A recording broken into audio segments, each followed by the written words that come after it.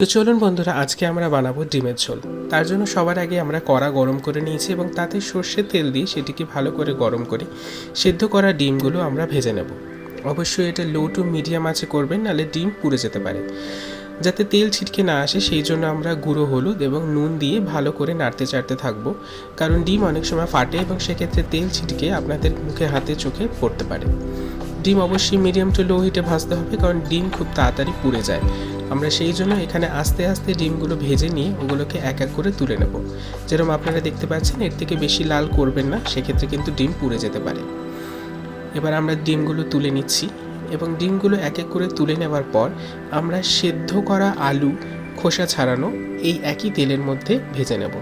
আপনারা চাইলে সেদ্ধ না করা আলু ডাইরেক্ট ঝোলের মধ্যে দিতে পারেন, সেক্ষেত্রে কিন্তু সেদ্ধ হতে এবং রান্নাটা হতে একটু সময় লাগবে।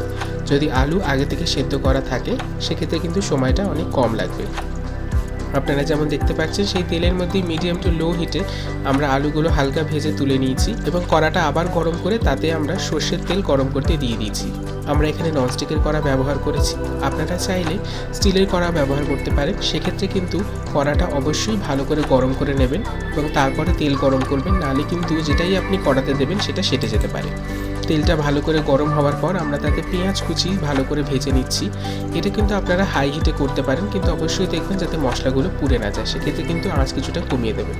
এখানে আমরা টমেটো কুচি ব্যবহার করছি। আপনারা যদি টমেটোর ফ্লেভার পছন্দ করেন এর থেকে বেশিও টমেটো দিতে পারেন, বা যদি পছন্দ না করেন কম দিতে পারেন, কিন্তু অবশ্যই টমেটো দেবেন, কারণ এই ধরনের রেসিপিগুলোতে টমেটোর ফ্লেভারটা খুব ভালো আসে। এবার আমরা টমেটোগুলো যাতে সেদ্ধ হয়ে যায় সেই জন্য সাদা নুন এখানে ব্যবহার করলাম। আপনারা চাইলে যে কোনো নুন ব্যবহার করতে পারেন। একদম ছোটো চামচের 1 চামচ নুন এখানে ব্যবহার করা হয়েছে এবং ভালো করে নেড়ে চিড়ে যখন টমেটোগুলো হালকা গলে এসেছে সেক্ষেত্রে কিন্তু আমরা পেঁয়াজ বাটা এবং আদা রসুনের কুচি এতে দিয়ে দিয়েছি।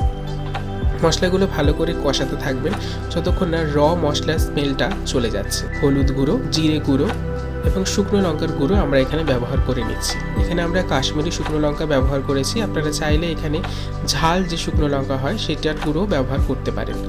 একটুখানি জল দিয়ে মশলাটা ভালো করে কষিয়ে কয়েকটা কাঁচা লঙ্কা এতে দিয়ে দেওয়া হয়েছে। আপনারা চাইলে কাঁচা লঙ্কাটা স্কিপও করতে পারেন, কিন্তু এই ধরনের রেসিপিগুলোতে কাঁচা লঙ্কার ফ্লেভারটা খুব ভালো লাগে। আপনারা ঝাল অনুযায়ী অবশ্যই লঙ্কার গুঁড়ো এবং কাঁচা লঙ্কাটা দেবেন। বেশি ঝাল যদি পছন্দ না করেন এই স্টেপটা স্কিপ করতে পারেন। 1 চিমটে আমরা এখানে গুঁড়ো গরম মশলা দিয়েছি, কারণ এটা কষানোর সময় দিলে গন্ধটা খুব ভালো আসে এবং খুব তাড়াতাড়ি মশলার স্মেলটা চলে যায়। আপনারা না চাইলে নাও দিতে পারেন এবং আস্তে আস্তে লো টু মিডিয়াম ফ্লেমে হালকা হালকা জল দিয়ে আপনারা মশলাটা কষাতে পারেন।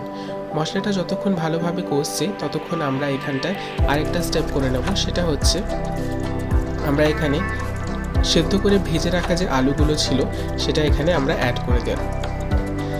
দেখতে পাচ্ছেন আলুগুলো আমরা অ্যাড করে দিয়েছি এবং এই মশলার সাথে আলুগুলো ভালো করে আমরা নাড়তে চাড়তে থাকবো, যাতে আলুগুলোর মধ্যে মশলার ফ্লেভারটা খুব ভালোভাবে ফিউজ হয়ে যায়। ডিমগুলো আমরা দিয়ে দিলাম। এক্ষেত্রে কিন্তু খুব সাবধানে আপনারা নাড়াচাড়া করবেন, নাহলে ডিমগুলো কিন্তু ভেঙে যেতে পারে। খুব আস্তে আস্তে ভালোভাবে লো টু মিডিয়াম ফ্লেমে করবেন, অবশ্যই হাই হিটে এক্ষেত্রে করবেন না, সেক্ষেত্রে কিন্তু মশলা পুড়ে যেতে পারে।